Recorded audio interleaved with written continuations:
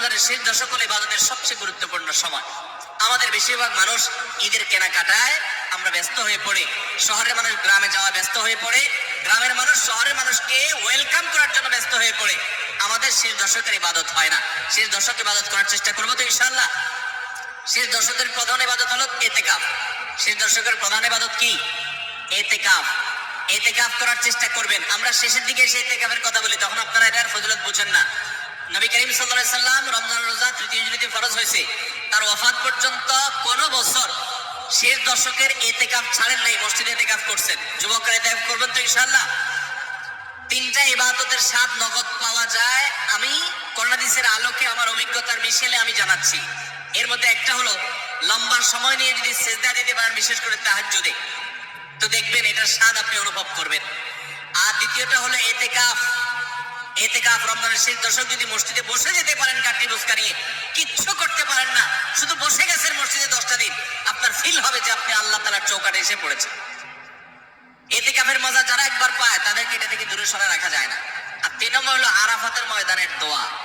এইটাতে যে স্বাদ, এই তিনটা স্বাদ যে পাইছে, সেই স্বাদগুলো কখনো আর ছাড়তে চায় না। আল্লাহ আমাদের সবাইকে ইতিকাফ করার তৌফিক নসিব করুন। রমজানের শেষ দশকে ইতিকাফ করবেন, বেজর রাতগুলোতে বেশি বেশি ইবাদত করবেন, অন্য রাতগুলোতে ইবাদত বন্দি বেশি বেশি করবেন, কোরআন তেলাওয়াত বেশি বেশি করবেন, কারণ এই দশকে লাইলাতুল কদরে কোরআন নাযিল হয়েছে। আর নফল নামাজ, অন্যান্য দান সাদাকাও বেশি বেশি করে করবেন।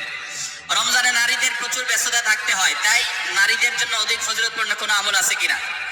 আমাদের মা বোনরা রমজানে অনেক বেশি ব্যস্ত হয়ে পড়েন।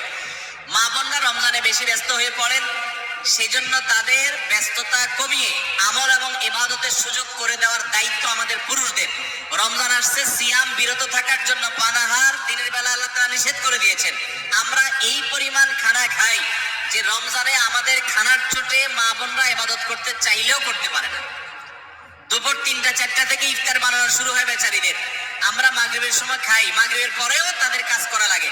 আমরা পরিকল্পনা করব এখন থেকে যে আমাদের ইফতারের আইটেমগুলো কমাবো এবং রমজানের আগে থেকে ঝামেলাগুলো সেরে ফেলবো, যাতে করে মহিলাদের বেশি একটা ইবাদত করতে বিঘ্ন সৃষ্টি না হয়। পুরুষরা সহযোগিতা করব যাতে করে তারা ইবাদত করতে পারেন। তবে তারা যে চেষ্টা করছেন রোজাদারের জন্য, সেটাও তাদের ইবাদতের সওয়াব এনে দিবে। সেই সাথে কাজের ফাঁকেও তারা জিকির আজকার, দোয়া দুরূদ করতে পারেন, মাসিক অবস্থায় ইসলামিক বই পড়তে পারেন, জিকির করতে পারেন, দোয়া করতে পারেন।